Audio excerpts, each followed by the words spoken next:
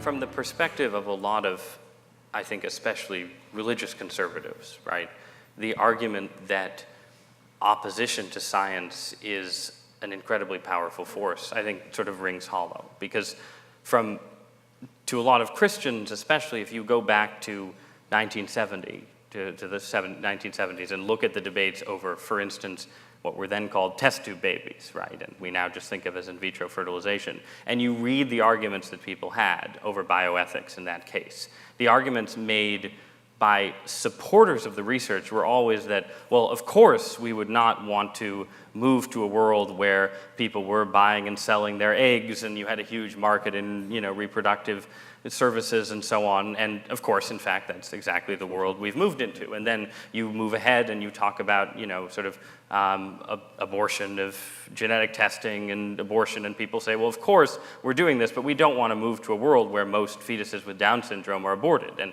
in fact, that's the world we've moved to. And so it seems like from the religious perspective, a lot of the opposition that you're feeling, that I think is real, is rooted in a sense that nobody is actually calling a halt, that the things that religious believers in particular are most concerned about just progress sort of on autopilot, and you end up at the bottom of the slippery slope and people say, well, that wasn't so bad, and we'll do another slippery slope and so on.